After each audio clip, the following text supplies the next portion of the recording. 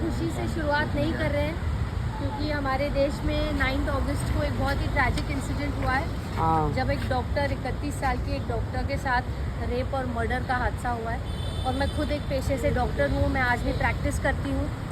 और मेरा मानना ये है कि हमारे देश में औरतों की तरफ सेफ्टी के लिए हमें मेजर्स लेने चाहिए। इट्स हाई टाइम नाउ और इट्स वेरी हार्ट रेंचिंग और डिसअपॉइंटिंग है। और लोग इस चीज़ को सपोर्ट नहीं कर रहे हैं, उसके बारे में आप क्या कहना चाहोगे? मैंने न्यूज़ में सुना कि उस हॉस्पिटल के जो डीन है उनको अगले दिन दूसरे हॉस्पिटल में जॉब मिल गई, उन्होंने रिज़ाइन कर दिया और वो निकल चुके हैं उस साइड से। ये कोई तरीका नहीं होता है। अथॉरिटीज़ को पूरा स्टैंड लेना चाहिए, अथॉरिटीज़ को रिस्पॉन्सिबिलिटी लेनी चाहिए।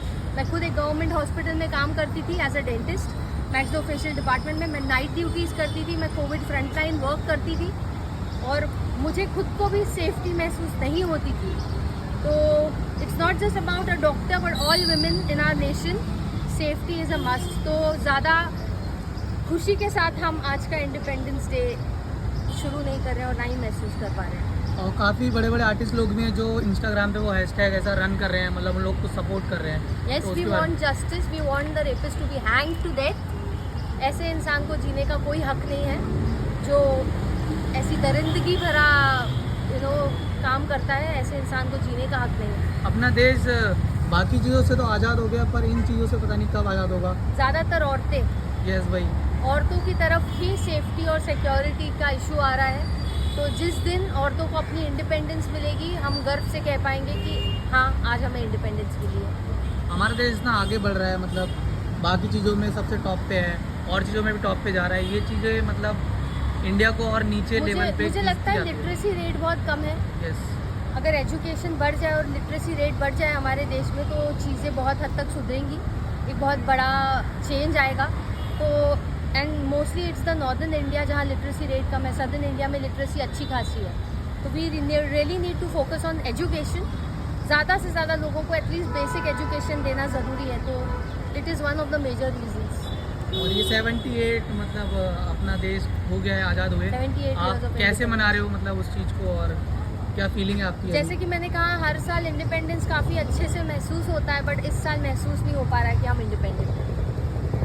And me being a doctor, it hits me more deeply because I have worked there, I have been there, I have seen it and I have looked after my self.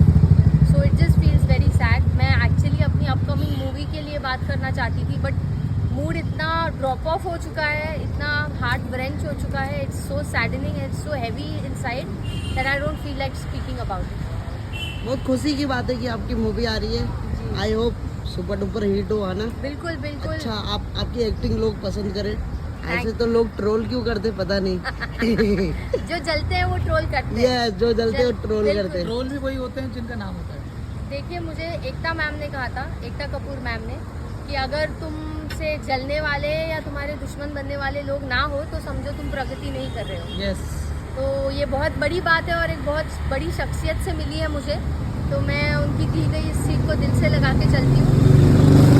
समझ जाइए, जिस दिन लोग आपसे जलने लगे आपकी ज़िंदगी में कुछ अच्छा हो रहा है। वाह, beautiful. Thank you so much. Thank you. Happy independence. अच्छा जी, यहाँ पे ऐसा आपने झंडा लगा हुआ था आप।